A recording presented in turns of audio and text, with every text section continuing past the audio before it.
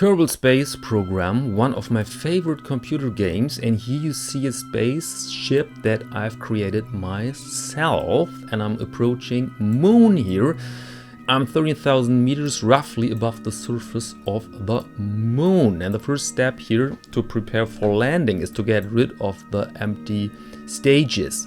Because you see the space or the landing vehicle you see on top of the rocket, and so we have to get rid of everything that's empty. And so let's do that quickly. There you go. We have to rotate the rocket to get rid of these parts safely, and there it is. Boom. Let's get in position. Let's arrange everything. Let's prepare for landing. Landing gear. Very nice. And so you see this is another concept. This is not really the landing eagle we know from reality. This is my personal spacecraft, and the coolest thing is you can do EVAs. Here's the astronaut outside of the vehicle, pretty suicidal in that height, and she also can fly with a little jetpack. She can get rid of their spacecraft, and this is of course very dangerous, so please go back so that we can prepare for landing on the Moon. I will not show you the actual landing because it takes some time really, and I think this is not the proper content for a watch video, but little information, little insights here. Kerbal Space Program, really big recommendation.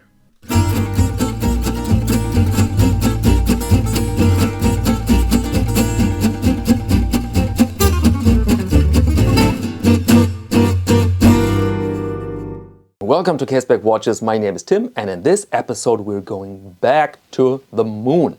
You've heard of the Artemis project led by NASA, which will bring people back on the Moon in 2026 in the Orion spacecraft.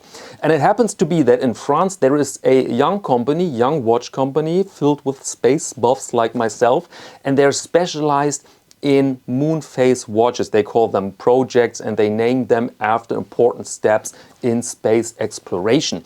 And their latest project now is the Orion watch with an insane moon phase, really next level. You know, older moon phases can look a bit outdated, a bit tacky, but modern technology really has brought another level here. And this company called Mun Watches will finance that Orion on Kickstarter. So I will leave a link in the description here, because we're not speaking about a cheap gimmick here. They really need some crowd finance because we're speaking about a Swiss-made watch, and I've seen the calculation behind it. It was very interesting to learn how expensive actually it is to produce a Swiss-made watch. So check out that Kickstarter page, please. And you also can be a part of the project because you can vote for certain aspects, certain colors, certain specifications there.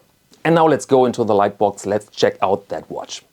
Okay, and here we are with the Moon Orion watch. And little disclaimer, this is a prototype, all right? A prototype. So I will go through every spec and every feature, and then I will give you a list, or I will tell you all the alterations to the final product. Okay, but let's begin with the basic specifications. Here we have a case diameter of 38 millimeters, a length lug to lug here of 46, and the height of the watch is 12.5.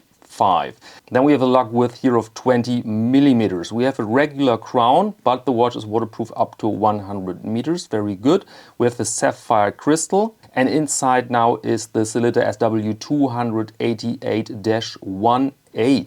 But you can forget this information. They will change the movement. More of that later. And the price for this watch will be 1,230 euros.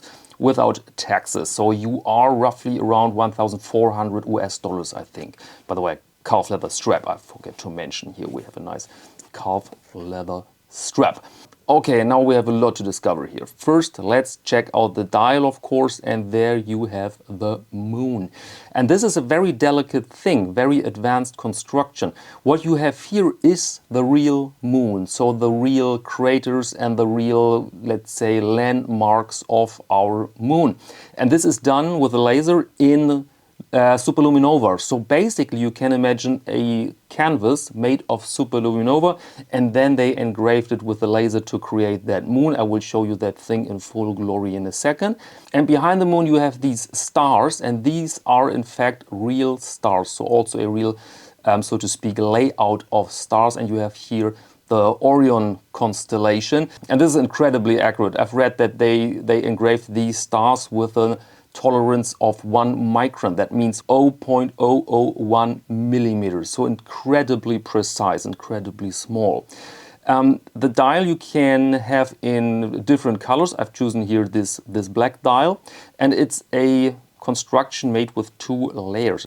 You have different structures here. There's a bit of a grainy texture there to add more depth, to add more contrast. Then you have the date window on position 6, and of course this very subtle set of hands. So very, very nice dial, I must say. Dressy and interesting at the same time. So you have a bit of tech vibes in it, but it can serve as a dress watch, absolutely. But also as a bit of a tool, because we have all these fine scales here. So very, very nice. The case has a high polished bezel there, and then you have brushed sides. There you have the crown with the logo.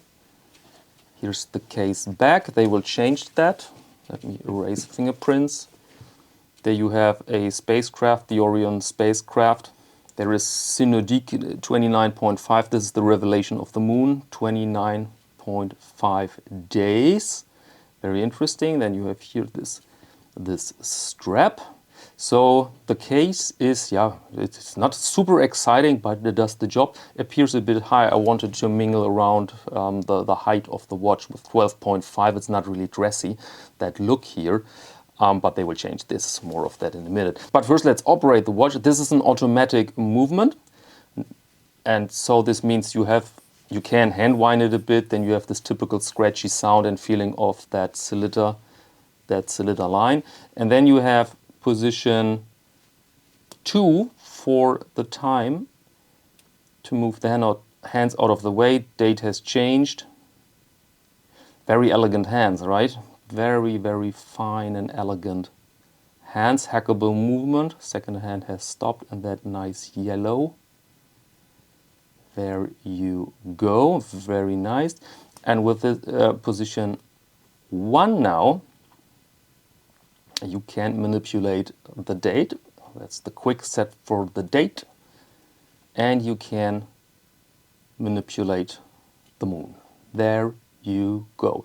Beautiful. This is really, really classy, really beautiful. Let's see how it vanishes. And there it appears again. And very special is also the lume, because this is fully lumed. Look at that. And in nature it will look much better than on these images, because they were very hard to take, I have to admit. Okay, and so this was the functionality of the watch, and now let's go through these alterations. They will swap the movement to a cylinder SW288-1M, which is thinner, so we can reduce the thickness here of the watch case by 2.1 millimeters, so substantial. So you can just imagine this without this part here. Much better, much better. The caseback will also be changed, because they want an exhibition caseback instead of this Orion spacecraft here, also for a better form of the watch case. It's a bit of a shame. I like that spacecraft, but all right. Then the dial, several alterations. They will get rid of that metal frame around the moon window and some other alterations. I will show you an image so that you can compare new and old, because there are quite some changes.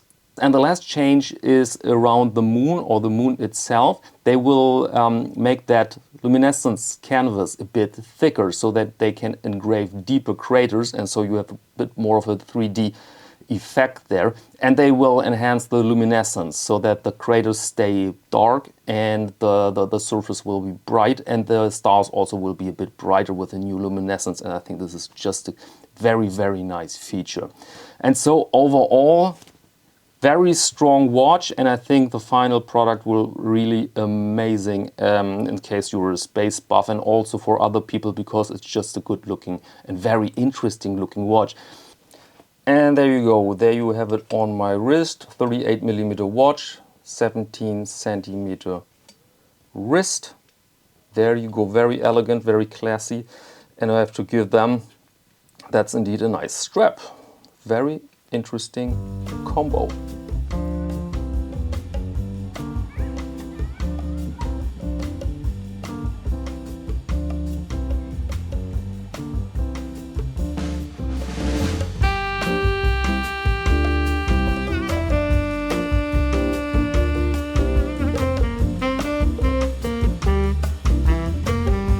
Okay, welcome back. Last part of this video are 3 interesting images from James sent in from Canada. And he didn't know that I was producing this video about a Mun watch, because there's also a great moon and a great watch. And James writes, "Hello Tim, here I'm looking east from my home toward Toronto with the CN Tower taking center stage in the background. Enjoying a cool late summer evening with my Oris Big Crown Date Pointer Movember edition, waiting for the appearance of the blue moon. It didn't disappoint." Great moon, great watch. I love this Oris look. It's a bit, this Oris 90s looks. Their modern watches can look a bit too modern in my humble taste, but these 90s or older Oris watches with these cathedral hands and of course the pointer, that I just love it. I just love it. And there was a time where when I bought every 90s watch on eBay from Oris I could get, and yeah, I traded most of them. I kept my keeper, my little pointer date, but overall great brand, great line of watches, really. And in case you want to send in some interesting pictures, some interesting images, wrist shots or sites from your area, then feel free to use Caseback Watches at iCloud.com so that I can show interesting things here from time to time in these videos. Alright, and that's all for this episode. Thank you very much for your attention, and until next time.